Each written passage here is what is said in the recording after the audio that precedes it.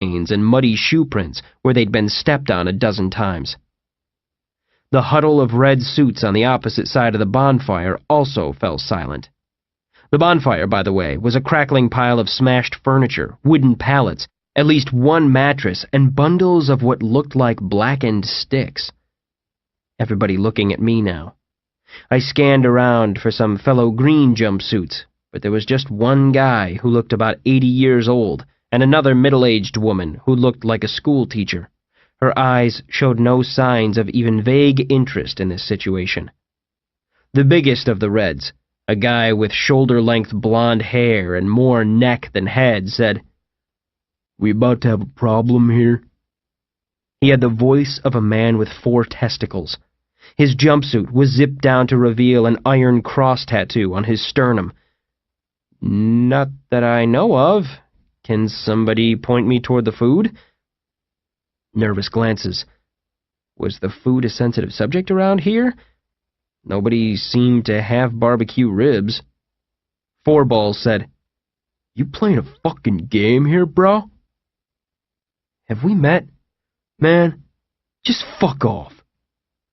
"If I agree to fuck off, will you tell me where the food is?" The man scowled and said, "Ask Sal where the food is. Go ahead. He's right there." He nodded toward the bonfire. A skinny guy with a bandage covering one eye said, "Let it go, man. Walk away." He said it to me. Why am I the one who has to walk away? Maybe I want to enjoy the fire. Fourballs stepped toward me and said, "Dude, you got 5 seconds to walk away or else you're going in there with Sal. I don't give a shit what anybody says." Wait, do you have me confused with someone else? "Whoa, whoa!" from behind me. It was the black guy from the window. Green suit. "Easy, man, easy. Dude just got out of the hole." Fourballs said, "I don't give a shit." Black guy grabbed my sleeve and pulled me away, saying, "Let's go inside. It's cold out here." I went with him and realized he hadn't come alone. 4 more green suits were with him. What, were we on teams? What the hell was this? Had I stepped into some weird alternate dimension? Again? "Man, we didn't think you were coming back," he said. "This is just in time, too. We got the warning buzz about 45 minutes ago, so truck gonna be here any time." I said, I didn't understand one word of that. Just short of the front door, he stopped, leaned into my ear and screamed, "We got the warning buzz 45 minutes ago, so that my hearing is fine. I don't know who you are. I've lost time. I have no memory of all this. Last thing I remember, everything was going to shit out there, out in the town. Then I woke up in the basement of the old creepy-ass TB asylum down the street. In the hole, is that what you called it?" The black guy rubbed his head and said, "Shit, you got knocked over the head or something?" "No, they said it was a side effect of whatever they did to me over there." He let out a breath, glanced around nervously, and pulled me inside the hospital. The place was absolutely trashed. Once upon a time, there had been a huge oval-shaped desk right inside the doors where you could check in with a row of secretaries who'd log you into their computers and put a band on your wrist, filtering out the people who didn't have insurance. Now, they were just ragged splinters and deep gouges in the tile, where the desk had been roughly ripped from the floor. The black guy said, "Firewood. See, their plan is to take the easy stuff first, stuff close to the door, and burn it. That way, when we're all more tired and sick a month from now, the only wood left will be the shit that's hard to get to on a 10th floor. Makes good sense if you're a fucking idiot." How long? Tell me, how long since the outbreak happened? About 9 days? You don't remember nothing? Holy shit. We trashed the hospital this bad in 9 days? Oh no, man. The CDC has staff here keeping things in order for the first few. Then they bailed out. We done all this since Wednesday. This is Sunday. And no, to answer your question, I don't remember anything after showing up here. I don't even know your name. Name's TJ. I knew John before all this. You and I met once at a party, but you probably don't remember that for a different reason. Wait, is John here? The guy said, no, man. We got a lot to talk about. Let's get up to my room, come on. He led me to a stairwell that was pitch dark and, despite everything that had transpired, still smelled like a hospital. Old food, chemicals, death. I'm going to get rich one of these days selling a hospital disinfectant that doesn't stink of despair. We emerged into a fifth-floor hallway, and there wasn't anybody there who wasn't in a green jumpsuit. TJ announced, "Look who's back!" A chubby black guy who looked like he'd been dozing in a wheelchair said, "Spider-Man! You escape, or they let you out?" Before I could answer, TJ said, "Let him out? Dumped him off in the truck just now. He's still groggy from when they sedated him." To me, TJ said, "You hungry? They feed you? If you got food, I'll eat it. Then follow me." He continued down the hall. I got the feeling he was trying to pull me away from a conversation with wheelchair guy. From behind us, he said, "Gonna need him out in the yard in about 10 minutes. Buzzer sounded a while ago." TJ said, "We heard it. We'll be there." We reached the last door at the end of the hall. 2 hospital beds, some cardboard boxes on the floor that looked to be full of ramen noodles, energy bars, and bottles of water. In the opposite corner, there were a dozen plain white plastic jugs. Looked like old Clorox bleach bottles with the labels ripped off. Something was written on them in Sharpie, but I couldn't read it. "David, yay!" That came from one of the beds, where a white girl with dreadlocks, thick-rimmed glasses, and a pierced nose was turning a sheet of paper into origami. She was wearing a necklace that it took me a moment to realize she had made by stringing line through a half-dozen of those red plastic caps from syringes. She gave me a smile that I thought would make cartoon songbirds come land on all of our shoulders. TJ hurriedly closed the door behind me and said, "Got a complication here, babe." Dreadlocks girl got a crestfallen look and said, "Oh no, please tell me." No, it's not that. He can't remember anything." TJ looked at me and said, "Right? Yeah. You recognize her?" "I'm sorry, no." Dreadlocks said, "Like amnesia? He doesn't remember his own name or anything?" "No, I remember everything until, this. All this started. National Guard coming in and all that. I remember getting grabbed by some dudes and then I woke up in the dungeon a little while ago." "You don't remember what they did to you over there?" "Nope, sorry." She said, "I'm Hope, by the way." To TJ, she said, "Maybe it'll all come back to him." TJ shrugged and went to the window. The same busted-out window he had yelled from when I first showed up on the yard. I said, "If you don't mind replaying conversations I'm sure we've had already, can I ask what the hell is going on in general?" TJ said, "Well, we're in quarantine, and beyond that, we don't know shit. This hospital was full of CDC and biohazard suits for the first few days. They had all of us confined to rooms with guards in the halls. But then, some of the guards got infected, and that turned ugly. Screams from the halls. You look out there, those aren't coffee stains on the tile. Then, that was it. They bailed out. All the staff. Some of them got evacuated. You could hear helicopters on the roof. Some, they just left here. Now they inmates like us. Some got taken across the way, where you just were. They just left the hospital to us." I joined TJ at the window and scanned the fences at the edge of the yard, trying to see what was behind them. I saw the tops of some white tents, but not much else. We weren't high enough to see much into the distance. I said, "So what? The CDC just retreated over to the other building?" "CDC gone, man. They left. These other people swept in. Reaper. National Guard gone too.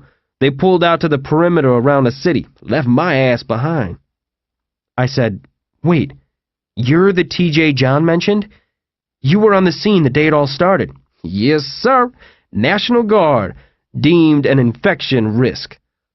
Some reaper motherfucker thanked me for my service, took my rifle and sidearm, and left me on the wrong side of the fence. There's more than a dozen of us in here. At least there was, anyway. The first bunch of us on the scene didn't have level C suits or nothing. Clusterfuck. From behind me, Hope said, "Here," and handed me a crunchy granola bar, a little bag of peanuts, and a fun-size Snickers bar.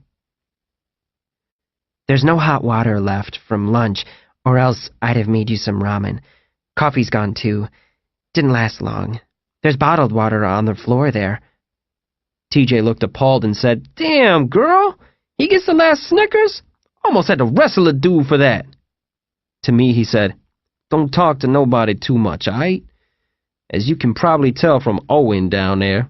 That was a dude, bro, with the big-ass hair and neck. Things are kinda tense. Tell people you're tired, or you got that stomach flu, or that you got a migraine. But I wouldn't let it slip about the memory thing. No need for a complication. They all still need you out there, red and green both. So let's not upset that balance until we got to. You're our Spider-Man, and we don't got a backup." Okay, why does everybody call me... A buzzer sounded, an angry noise like the expiring shot clock in a basketball game. TJ said, "Showtime! You can eat that on the way down. Just follow my lead. Don't say more than you have to." He picked up 2 of the bleach bottles from the corner and hurried out the door. There were a half-dozen of us clomping down the stairs by the time we reached the bottom. I had been shocked when Wheelchair Guy got up from his chair to follow us. For some reason, it never having occurred to me that he was just using the chair as a chair and in fact had no disability. In the stairwell, Wheelchair said, "Owen been telling people that he was going to cure the whole next batch, saying it ain't worth the risk." TJ said, "Well, we're going to have to talk to Owen. But it don't matter now, we got Spider-Man back. He hasn't failed yet. You're not going to, right, Spidey?" I started to answer, but he cut me off with, "You do this, we'll get you some rest.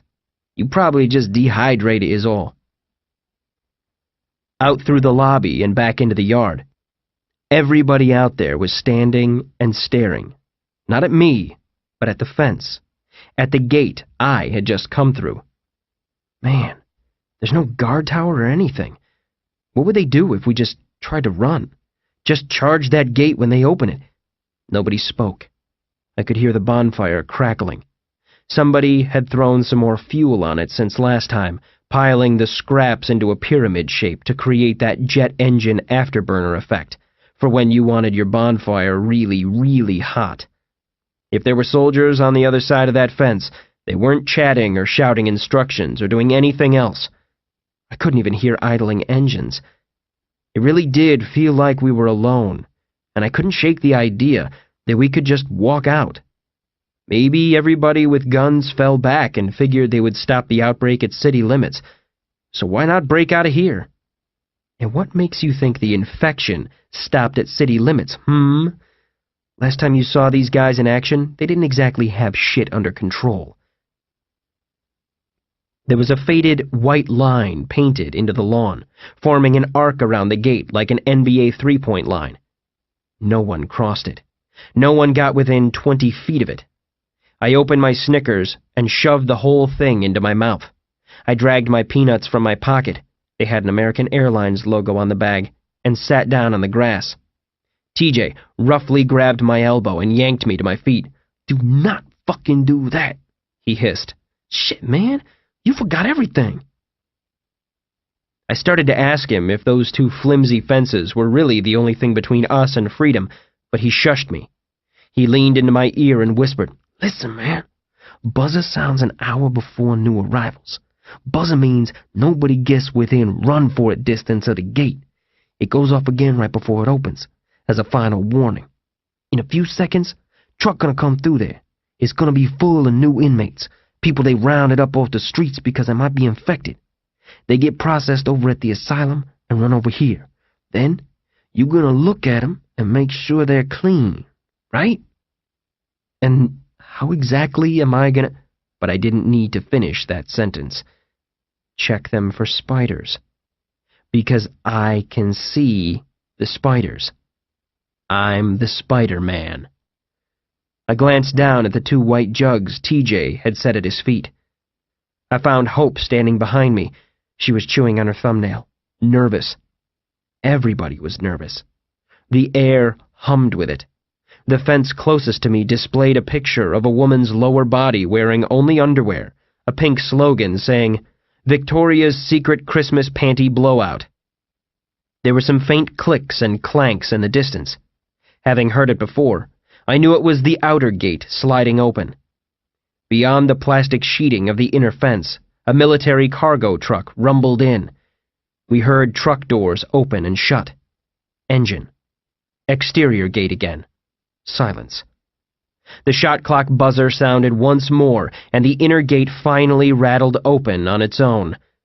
Laying on the grass, in the exact spot where I had been minutes ago, were 4 people, all of them young, looking to be college age. 3 guys, 1 girl. The 3 guys were in green suits, the girl in red. Their hands were bound behind them. "God damn it," muttered wheelchair guy from somewhere behind me. "Wish they wouldn't lay 'em on the ground like that. Those dudes are gonna get a shock one of these days when Carlos comes up for a snack." I swear that every other sentence somebody uttered in this place sounded like a foreign language. It was starting to piss me off. The 4 new citizens of the undisclosed spider quarantine stumbled awkwardly to their feet and shuffled into the yard. The split second the last one was through, the gate slid shut on its own. The mechanism was fast. I'd say 2 full seconds from fully open to locked. The huge blonde-haired guy, Owen, TJ had said his name was, shouted to them, "Welcome to quarantine. Please listen carefully to what I'm about to say and don't talk until I'm finished. This will save you a lot of questions later." His voice echoed through the yard, huge lungs making the words split the air like a rifle shot in the woods. "As you can see, there ain't no guards here. There ain't no feds. There ain't no soldiers. They ran out on us several days ago, and that's just fine with us. We have food and water and medical supplies. You are welcome to whatever you need. That's the good news. Bad news is, there ain't no mail. There ain't no phones. There ain't no internet. There ain't no televisions or radio. What we've got, don't get a signal. We are cut off." Owen paused to let that sink in. "Also, there's no power. Maybe it'll come back and maybe it won't. We've been getting by without it, and we will continue to get by until somebody gets their shit together and comes and lets us out of this prison. Okay, so now that you're caught up on all that, let me get to the important part. There's a little more than 300 of us in here, and not a one of us you see here is infected." Pause again. He made eye contact with each of the 4, individually. I thought Tennant said 500. "Yeah, that's right. Only reason we're still stuck here is because even after 9 days, the feds ain't come up with a test that works. So they're guessing, and I'm gonna bet that none of you are infected neither. So here's how we do it. We got an expert here who can spot infection on sight. He's gonna look you over, and once you've got a clean bill of health, we'll cut off those handcuffs, take you indoors, and get you set up with a room and some blankets and whatever else you need. Sound good?" Nobody answered. Owen looked at me. The new kids looked at me. Everyone else looked at me. I was not breathing. TJ said, "Do it, and then it'll be done." He walked me up to the first guy, a geeky-looking kid with acne cheeks. He was squinting because he had apparently lost a pair of glasses at some point. TJ said in a voice that suddenly reminded me he had spent some years in the military, "I'm going to need you to open your mouth for me, sir." The kid's eyes darted around, looking for someone to rescue him from all this. Man, chill out. I just need to check to see if a mind-controlling spider monster has possessed your head, I thought. He opened his mouth. Looked like a regular human mouth. Lots of cavities in his back teeth. I said, He's fine."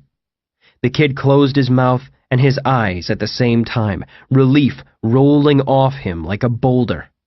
All at once it hit me that I was the most powerful man in the quarantine. TJ said, "What's your name, sir?" "Tim," said the geeky kid. "Welcome to quarantine, Tim. We're glad to have you." TJ spun him around and pulled out a pair of wire cutters. He snipped the plastic bands that served as handcuffs, and the kid immediately rubbed the deep red marks on his wrists. I moved to the next kid, tall, square jaw, probably played high school or college basketball.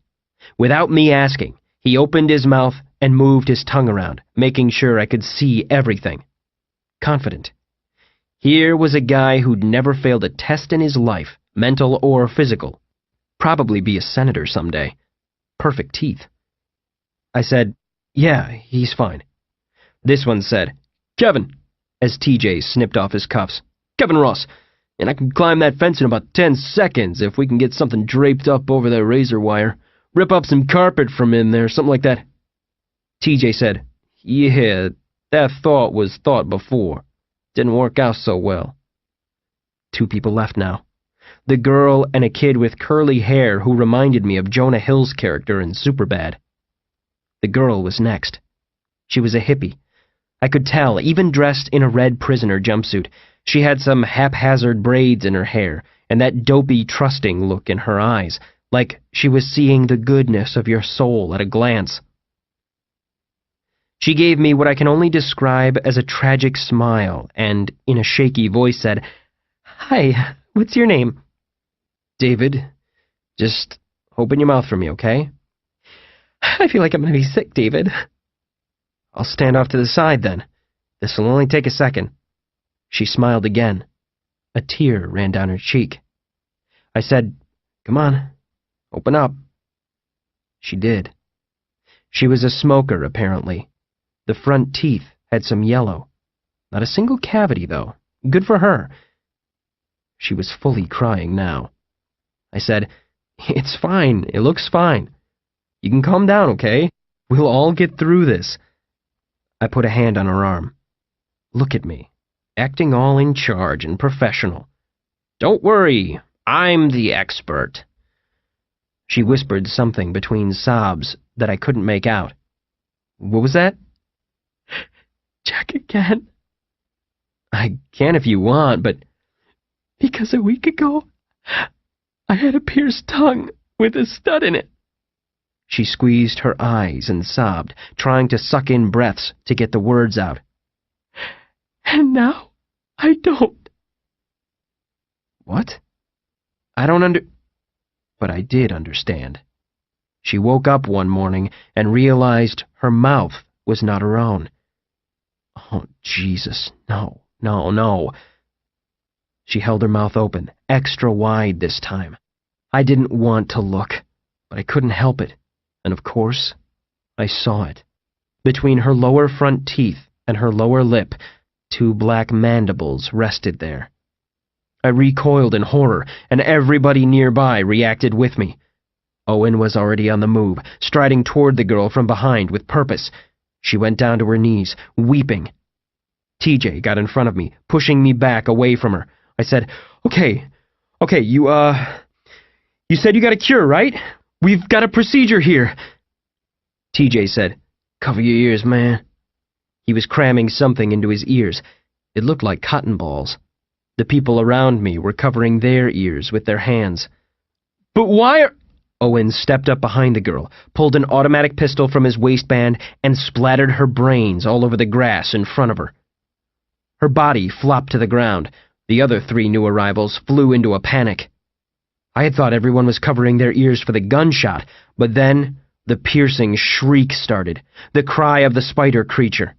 I wedged my fingers into my eardrums as hard as I could. I could still feel it vibrating my bones.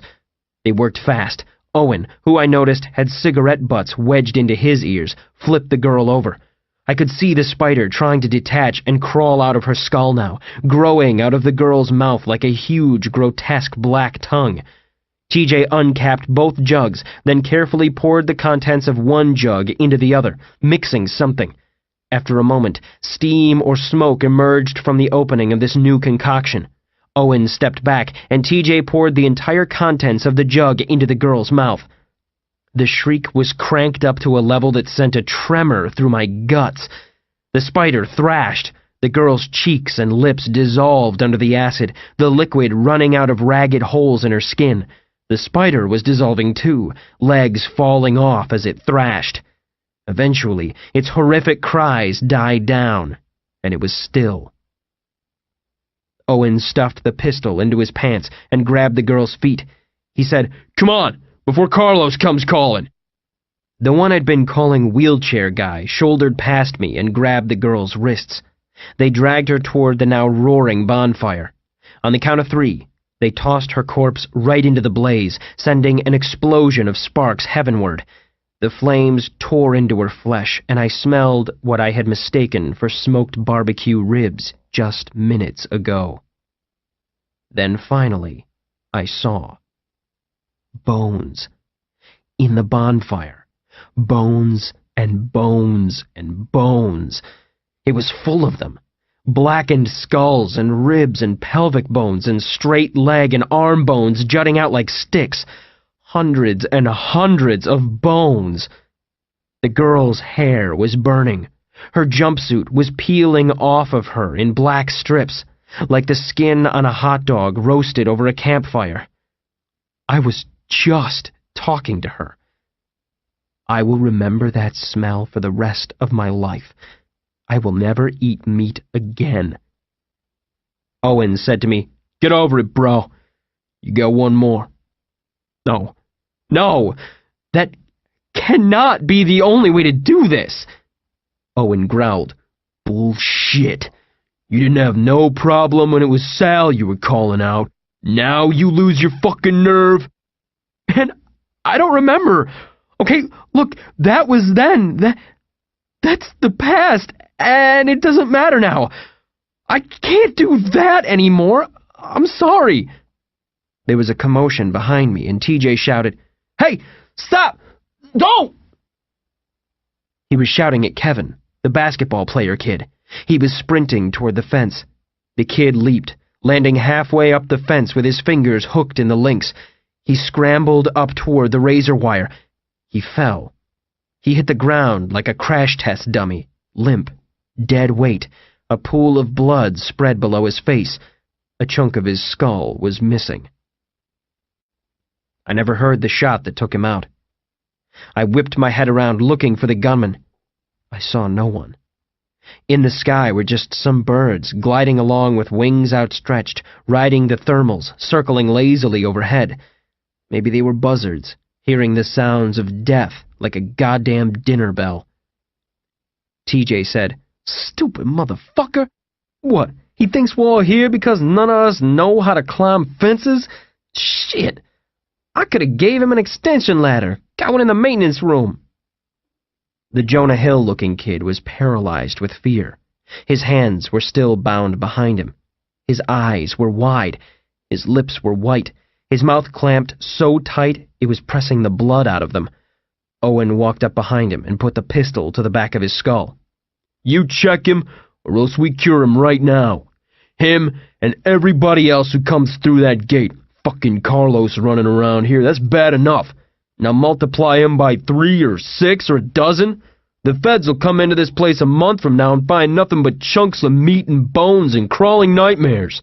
Well, I got a wife I'm gonna get home to. I got a kid I'm gonna get home to. The feds left us in here. Left us to get torn to pieces. We're all we got. But when that gate finally opens and they give the all clear, I'm walking out of here as a man. Help me or don't. It's up to you." To the kid, I said, "Open your goddamn mouth or he's gonna shoot you in the head." The kid obeyed. I pulled at his lower lip, then his upper.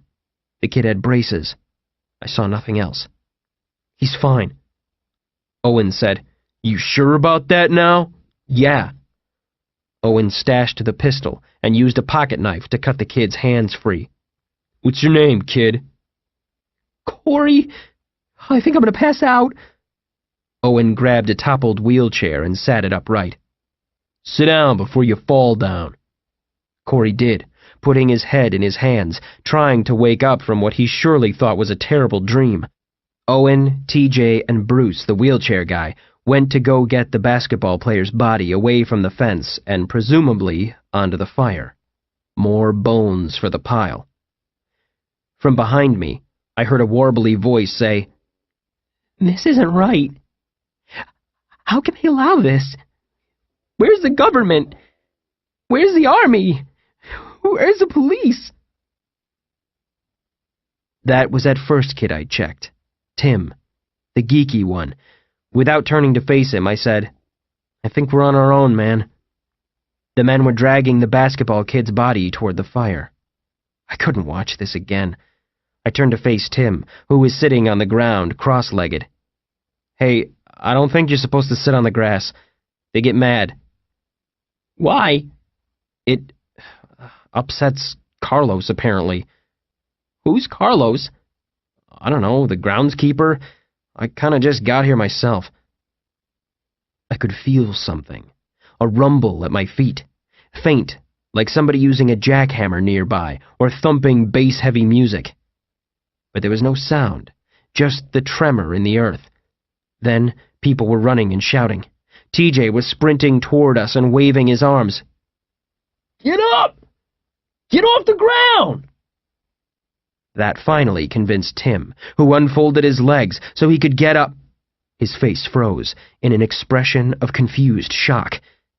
His jaw flexed, his mouth working to form silent words. His eyes met mine, and I had the thought that this is what people look like when they're suddenly stabbed from behind in an alley. "Hey, are you—" He howled in pain. He pushed himself off the ground, but he looked like his butt had been glued there. He screamed again, a garbled and halting sound, as if it was coming through a microphone that kept cutting out.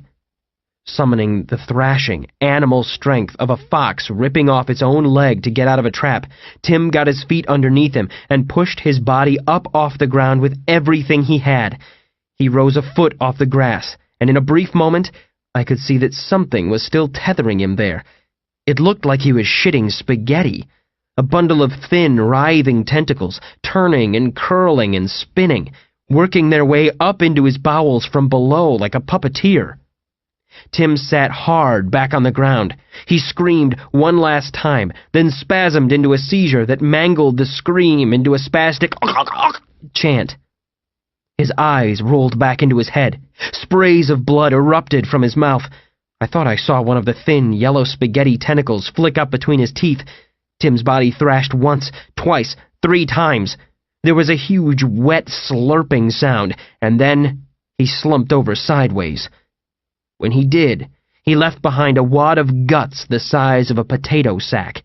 The yellow tentacles reached up and dragged the pink pile under the dirt, leaving behind nothing but a gopher hole in the ground, soaked in blood.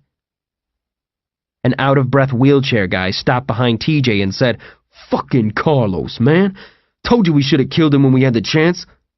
TJ, seeming amazingly calm, because he's seen this several times before, oh god damn, oh holy shit, sighed and said, "Well, we didn't know then what we know now, did we? What's important is that we do know it now, and that we follow procedure." He stared at me. "Right, Spider-Man?" I didn't answer. Owen stomped up behind them and jabbed his finger at me. "He didn't spot the girl. You notice that? Far as I'm concerned, that's the last I want to hear about his so-called 100% hit rate, bro." "Told you. He's still groggy from being in the hole." "Yeah, and about that. What went on over there? We don't know, do we? That may not even be the same fucking guy. He looks like he don't even know who he is." TJ rebutted. "Yeah, and that girl was wearing red. Or do you not notice that, Owen? That's 3 reds in a row. That's easily 3 out of every 4 infected that was in a red jumpsuit when they burned. What does that tell you?" "You want to have a talk about that, TJ? We'll convene a panel. You, me, and my Beretta 9mm. How about that?" "Fuck you, man." I love the way black guys say "fuck you," emphasizing the first syllable hard, like a verbal punch. I wondered if they practiced it in front of a mirror. TJ and Owen stared each other down for a minute. Then TJ turned his attention to the curly-haired kid, Corey. "Come on, let's go inside. It's gonna stink real bad once all 3 bodies get to burning. Oh, and welcome to quarantine."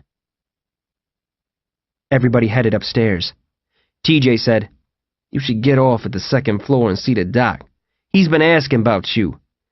Let him see about your memory and all that." Fuck that. I wasn't heading for the 2nd floor or the 5th. I was heading to the roof. I had to get out of this goddamn madhouse. I wanted to get up there, to look out, to see what exactly was holding us in. TJ followed me, trying to tell me that we had done all this before, and that I myself had declared that there was nothing to see. He did not seem surprised when, after hearing this, I still insisted on going up. 5 minutes later, we were 10 stories up, standing among the silent air conditioning units and the bird shit, looking out over the red and green figures loitering in the yard below. The wind picked up, garbage blowing around with it, fluttering paper plates and food wrappers. The trash was starting to pile up against the western fence like a snowdrift. And among all this, the inmates, clumps of red and clumps of green, huddled in conversation. It looked like the world's shittiest Christmas pageant. It had been a mild, mid-November day, but up here, on the cusp of evening, it was goddamned freezing. I didn't care. I paced from one ledge to the other, scanning the landscape. The pulsing grip of a panic attack was slowly squeezing around my brain. Past Dave was right. There was nothing to see. A fence, another fence, and then the town. There were a few white tents set up outside the gate, but there were no guards walking along the fence with rifles. Nothing. That's not enough. That's not enough to fucking keep me in here.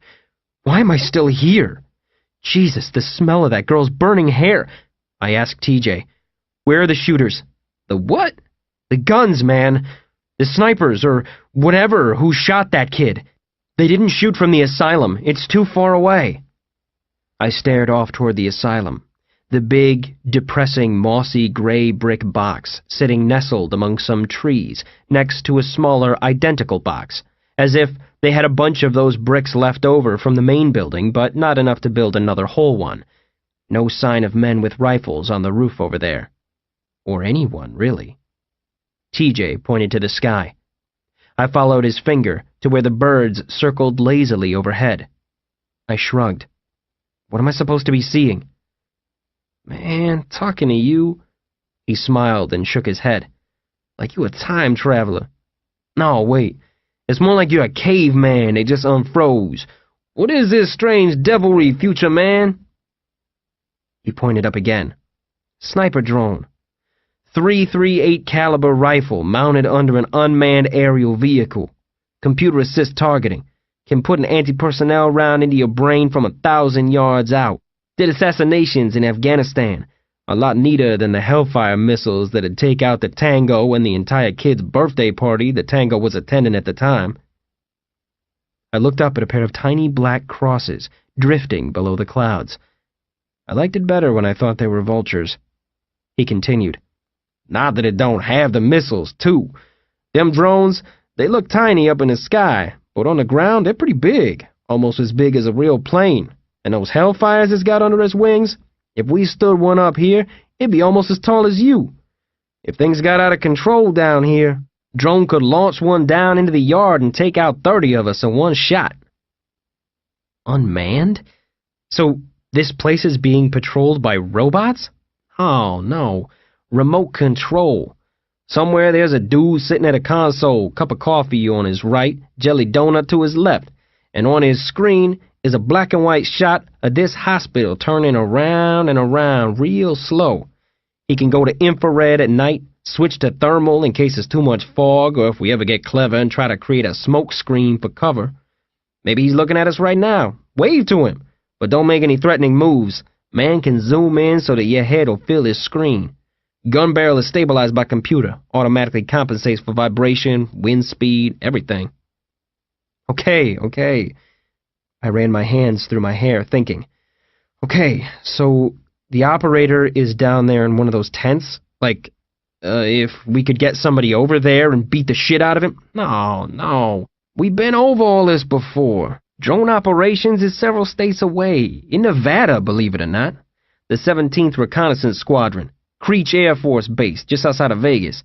And even though it's 1,800 miles or so from here, he hits his little red fire button, the command reaches a drone .75 seconds later. Fuck! I bent over at the waist. Breathe. Just breathe. I know, right? Weird to think that all the taxes you and me ever paid wouldn't even replace a broken wing on that shit. Just try to calm down, alright? Okay, so there's 2 of them up there? He nodded. I'd say one's a spotter, probably set to scan the whole grounds at once. The other's got the guns. Okay, so how about we... And before you ask, no, we can't all rush the walls at different spots at once to give them too many targets to hit. They got ground-based hardware outside the fence, unmanned units called gladiators. Just look like little jeeps, only with no place for a driver to sit, guns mounted on the back. Between them, they got sensors in the ground to detect vibration. They got motion detectors, body heat sensors, lasers, all that shit.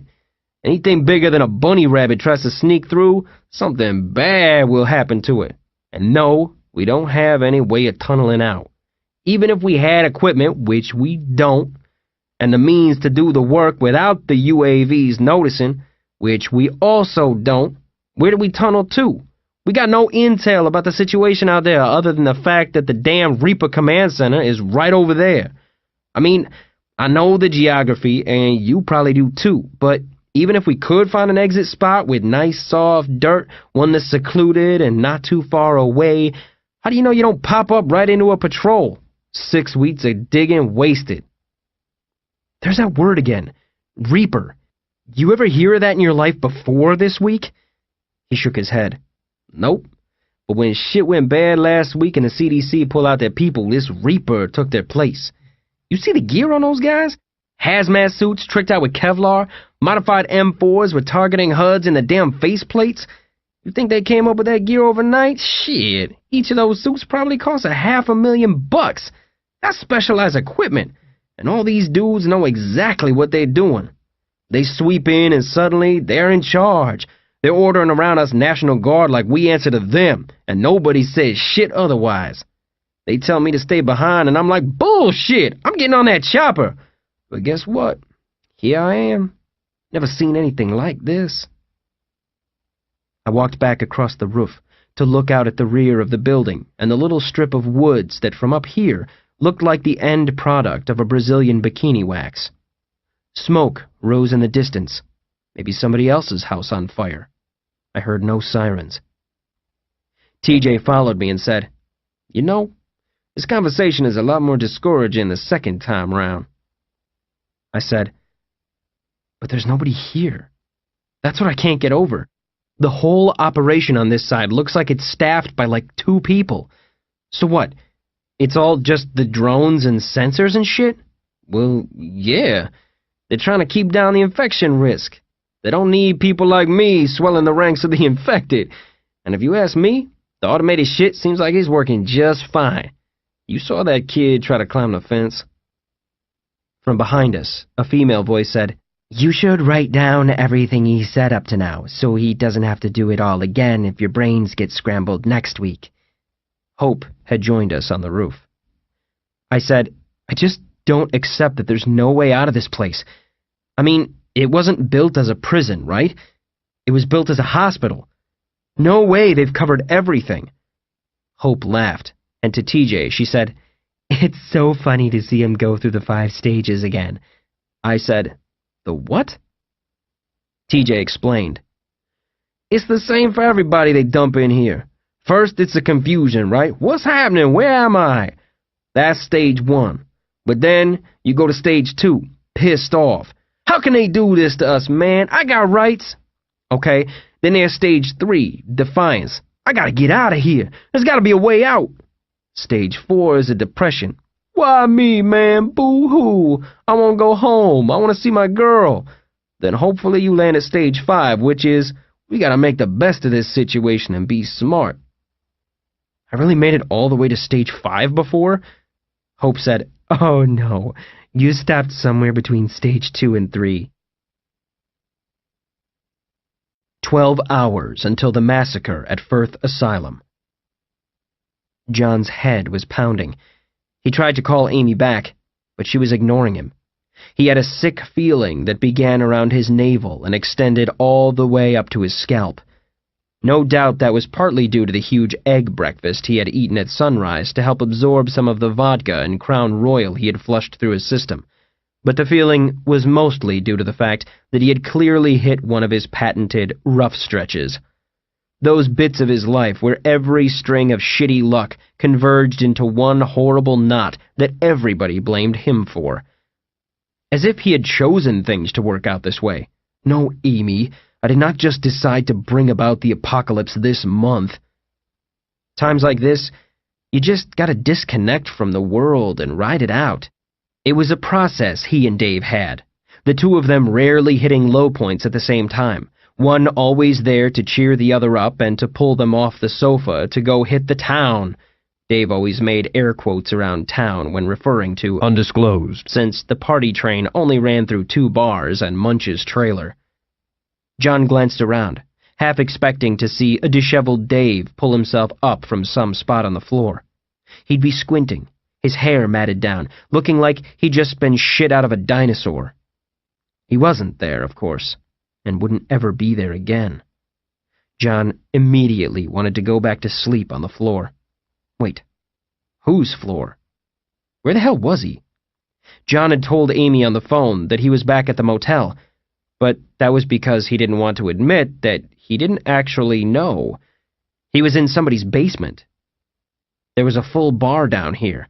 Maybe a frat house? He was close to campus, he knew that. The last thing he remembered was coming down here and watching round-the-clock apocalypse coverage on their 60-inch TV. Then, someone introduced him to the modern wonder that was the Irish car bomb, Guinness, Baileys, and Jameson. And the next thing he knew, his cell phone was shooting noise bullets into his temple, and the clock said afternoon. John surveyed the floor around him and saw a lot of tall black guys. He had gotten drunk with the basketball team, apparently.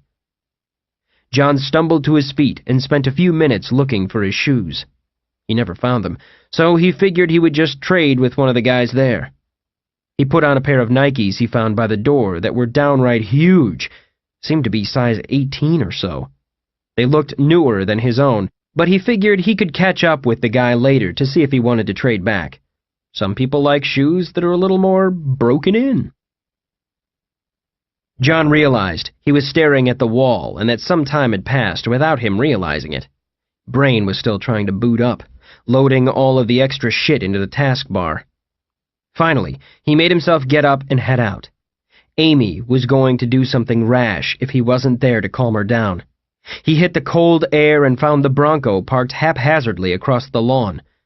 John cursed when he saw some jackass had spray-painted zombie assault vehicle on the door, but then recognized it as his own handwriting. He pulled out and saw the dorm tower looming ahead.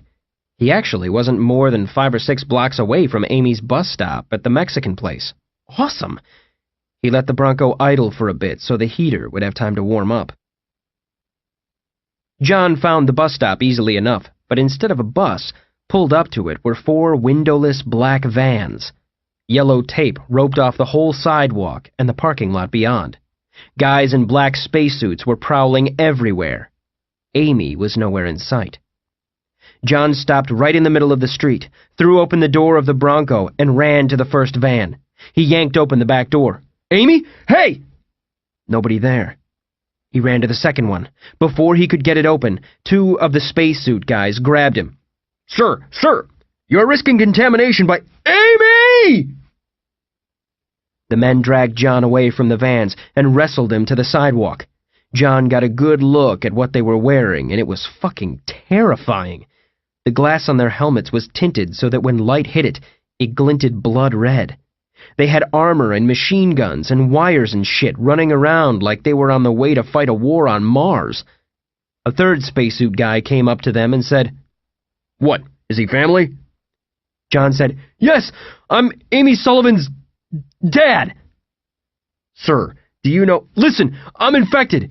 Take me and let her go! The infection, I got it all over!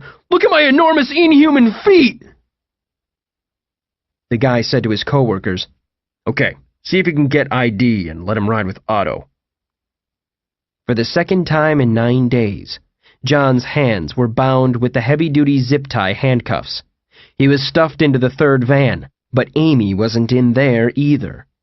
20 minutes later, it jolted to a start, and he knew that he and Amy would be in undisclosed in a little over 2 hours. He had that much time to think up a plan. 45 minutes earlier. 45 minutes before John would get hauled away in a van, Amy sat and waited at the bus stop bench for the government to get there, watching as 4 more people with gun cases and army satchels strolled by. Were they like a militia or something? The sight of these regular people wandering around with all that hardware scared her more than the zombie thing. If everything fell apart and civilization came down to this, to guns and people fighting over food and medicine, what would she do? She wasn't strong. She didn't have strong friends. She didn't have a family. The closest she had was David, and what if he was hurt or— "Excuse me, what's your name?" Amy looked up, expecting to see a guy in a jumpsuit and gas mask or something. Instead, it was a hipster-looking guy with a beard and glasses and wearing a black pea coat. "Amy?" "Hi, my name's Josh, and we keep running into each other.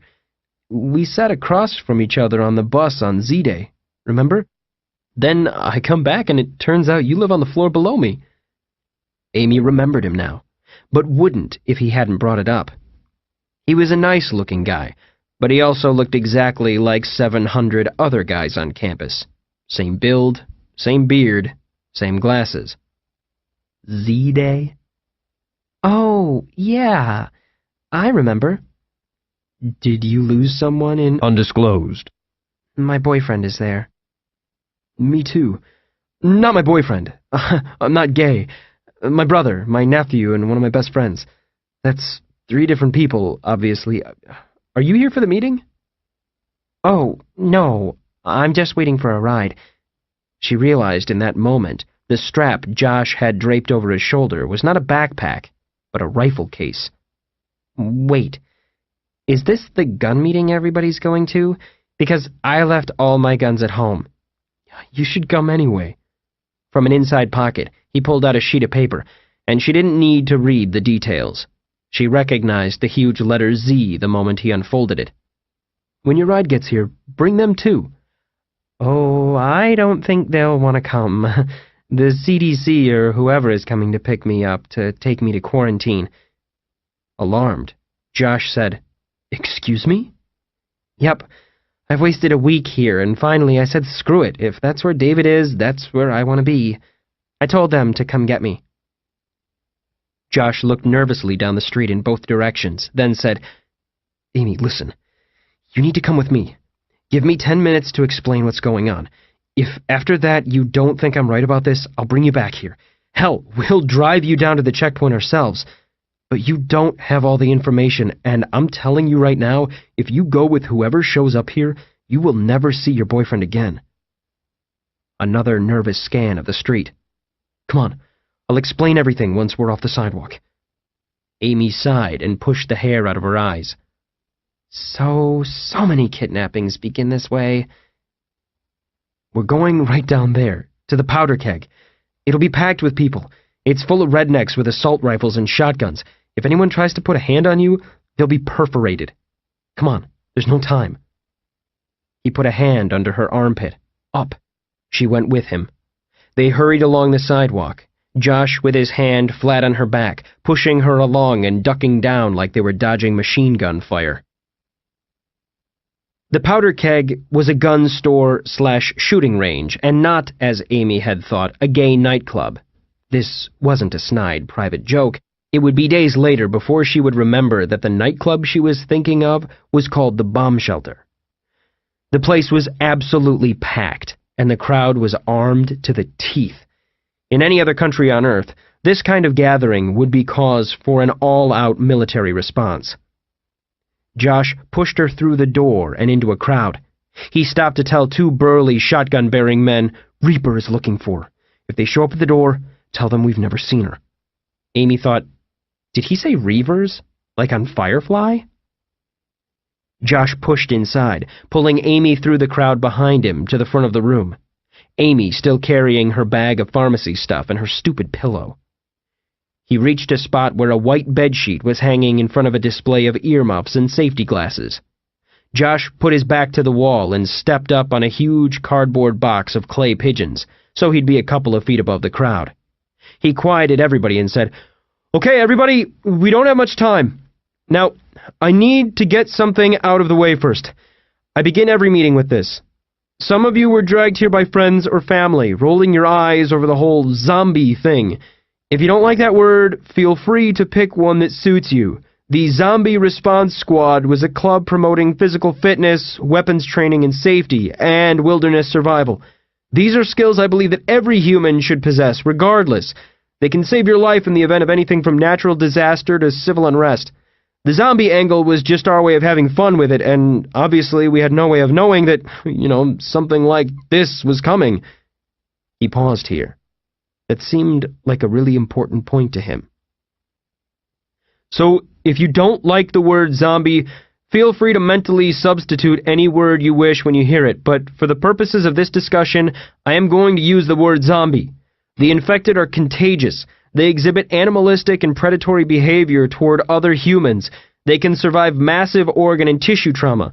So, regardless of what science eventually figures out about this outbreak, right now, the danger these creatures pose to your personal safety and the method of dealing with them fully fits the profile of zombie. So just deal with it."